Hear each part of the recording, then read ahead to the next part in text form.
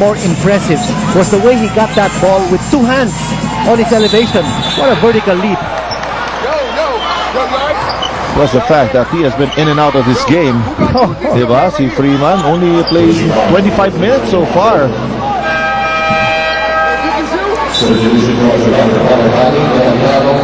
So Aliado and Roger Yap in the game for B-Meg Derby Ace.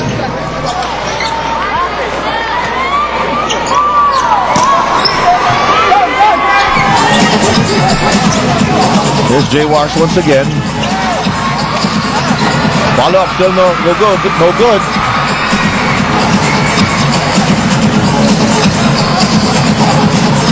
Eight and 14 remaining in this game.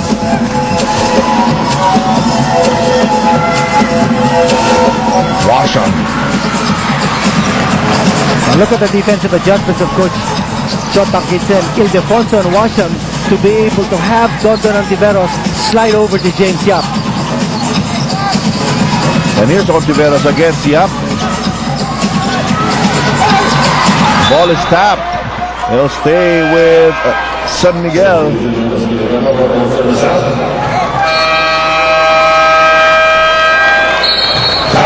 Another ceasefire is called. We have a close ball game, 62-59 with 8 and 14 remaining. Good attendance in the Dome. Later on, it's going to be Talking Tex against the Alaska Aces. Series also tied at 1 apiece.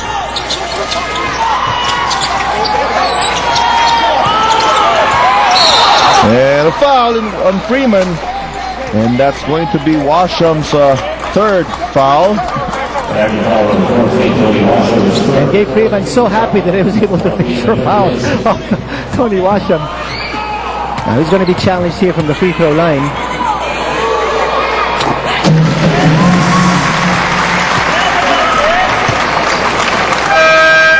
$14 points in the game for Gabe Freeman. Big size crowd here watching this game at the Araneta Coliseum, and millions more watching in their homes, including my daughter Christina and her husband Mark. Good evening. Hindi halata.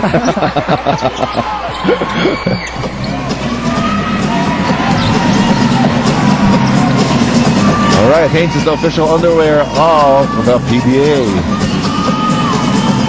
Their PBA is protecting a 2-point lead. Here's Roger Yap looking for Washam. There's a double team. Take out Aliado. Yes! He's been doing that all night long. So consistent from long range. Here's Gabe Freeman. Unoffensive foul called on Freeman. And that's number 5. Big decision here for Coach Chotang Kitsen. 34. Take a look at this again. You watch it right here. And Mark Pingrish establishing his defensive position very clearly against Gabe Freeman, sacrificing his body. You know that he's hurt, but Mark Pingrish is doing what he has to do to get this win for B-Meg. So Freeman goes back to the bench once again.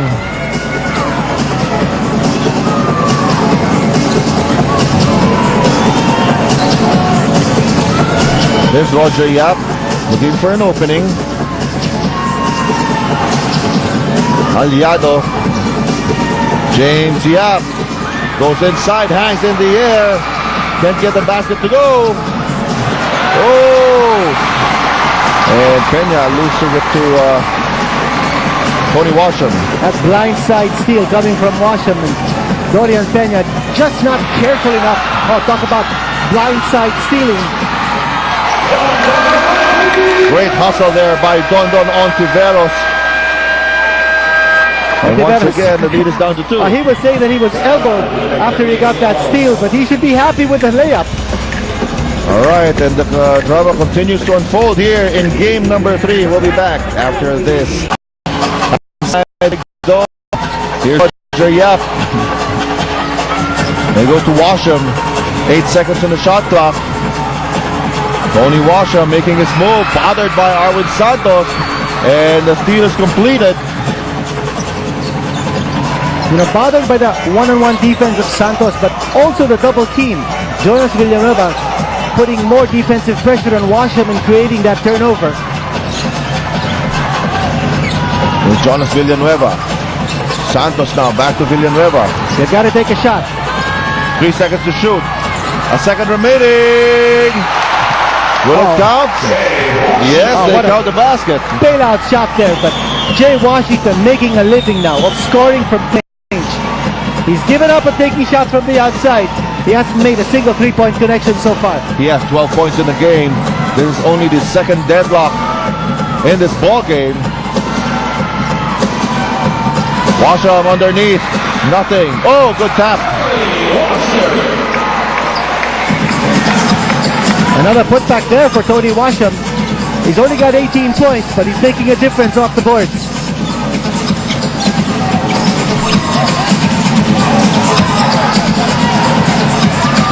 A post-up Arwin Santos against James Yap.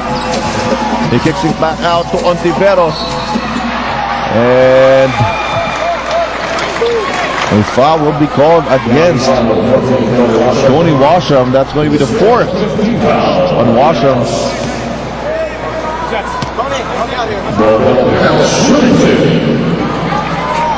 And this is a defensive battle here, Kinito, in game number 3. A very low scoring ball game. In fact, if you take a look at the percentages of both these teams, very close to each other. BMEC scoring only 41% from the floor, and San Miguel 39%. So halos magkapatay lang. There's a big miss free throw. All right, let's get an update from BMEC, from Patricia. You know, Richard, 2 huddles back, Coach George Gallen echoed what RG was planning out, and that is to penetrate inside and get fouled because they do want to go to the line. Now, in the last huddle, they tackled that again because they were not executing as planned and were settling for outside shots. So when Coach Gallen talked to Tony Washam, he told him that he was just waiting for a double to come, but Tony said now he's going to be sticking to that plan and attack the basket even more. Richard? All right, let's see what happens here. Here's Washam wanting to post up. And there's a double team. Fake by Aliado. Tip-in is good once again. Again, Tony Washam with that tip. And right now they are missing Gabe Freeman. All those rebounding battles. And Artadi caught reaching in. And BMEC is in the penalty. And that's going to be a big problem here for BMEC. By the way, that report from Patricia about Tony Washam not settling, I think he's really very aggressive. Even if he releases that jump shot, you know that he's always there in position for a possible offensive rebound. I'm talking with Patricia. Her 2 sons, Vicente and Paul, are going to be in the cover of the upcoming issue of the Junior magazine. I understand they had a very, very nice shoot a few days ago. Junior magazine. Yes. Pwede ba ako doon? Pwede. Hindi.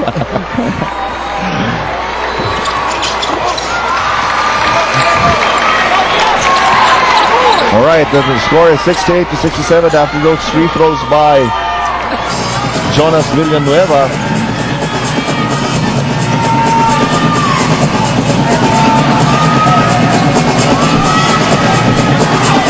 Here's Aliado against J-Wash. 6 seconds on the clock here. Artadi to Yap. Oh, tough shot. Rebound goes to Pinglis. Fresh shot clock here for BMEC Derby Ace.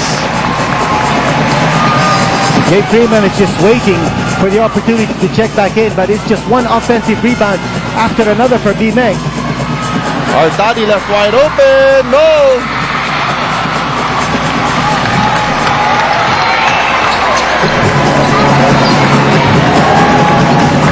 That was a high-risk situation for San Miguel.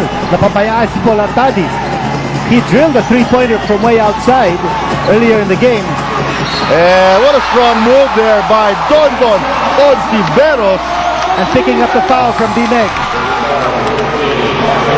You know, that was just a determined drive coming from Don Ontiveros. Look at him here. He's putting his head down and anticipating the contact. Finishing. Dorian Peña gave him the pick and the opportunity to drive strong. And in comes Gabe Freeman once again. San Miguel